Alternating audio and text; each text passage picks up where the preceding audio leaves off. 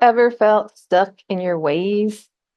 Like you don't want to hear any feedback, or maybe you're overwhelmed by perfectionism and procrastination. You just can't get started.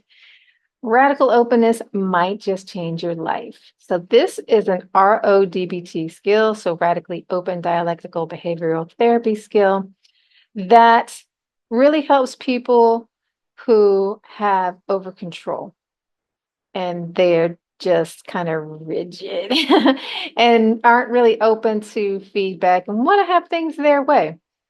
And it's a really good skill for developing personal growth and for building stronger relationships because it makes you more easy to be around. So it's easy for you and easy for the other person. And radical openness means being open to new experiences, feedback, and uncertainty. Because when you're over controlled, it's really about trying to control that uncertainty. You don't want anything bad to happen, so you're going to do everything yourself, do it perfectly. And one of the ways that you can make this radical openness work is by emphasizing curiosity over judgment. So it's more of a like, oh, what if this kind of approach versus this is right, this is wrong, do it better. So we're going to let go of that. So over control is rigid, perfectionistic. Radical openness is more kind of adaptive, flexible, go with the flow. That doesn't mean that you can't be wrong. You can still be wrong. So it's not like saying there is no right or wrong. It's just being more flexible and open about it. Okay. So to practice radical openness, the first thing that you have to do is to acknowledge that something's uncomfortable. Recognize when you're being resistant or defensive. So if somebody gives you feedback and you're just like, oh, this is so cringy inside, I can't even deal with this. Your first instinct might be to block it, say, this isn't happening, you're wrong, or you might try to justify yourself or to deflect the blame on someone else. So we're not going to do any of that. We're just going to sit with the discomfort. And then we're going to turn towards the discomfort. So we're going to lean in and be curious. So a really good thing that I use is, what can I learn from this? And even if they're totally wrong, you still want to be open to the possibility that there could be something useful here for you. And then when you respond, if it needs a response, then you're going to adjust your behavior based on the feedback and the things that you were curious about. What did you learn?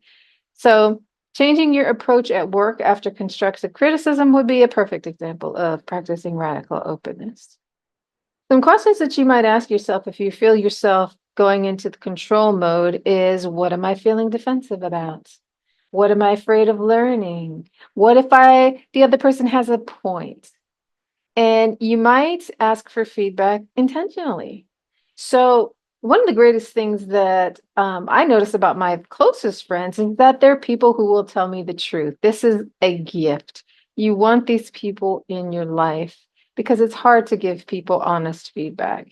And the person who will do that is gold. So you want to get feedback from people that you trust. Ask them things like, do you think I did something wrong? What do you think I could improve on? What's your take on this? Those kinds of things.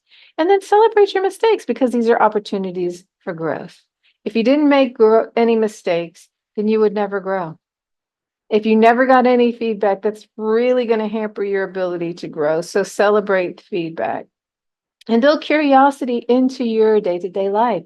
Try something new. Maybe it's just what's going to a different place for lunch. Maybe it's something that you never thought about, like a politics that's opposite of what you tend to believe. Be curious about, why do people think this? Practice using I wonder statements to spark your own curiosity. So for example, not too long ago, I had my own little story with this. So I drive a Tesla and I was going into I think it was a Wawa, and there were two open stalls for people to charge. It was very packed. And I went to one of them, and then this car, which was not a Tesla, went into the other one. And I'm like, because I'm thinking this is a boundary violation. Why are you parking here when you could be keeping somebody from charging their car? Guess what?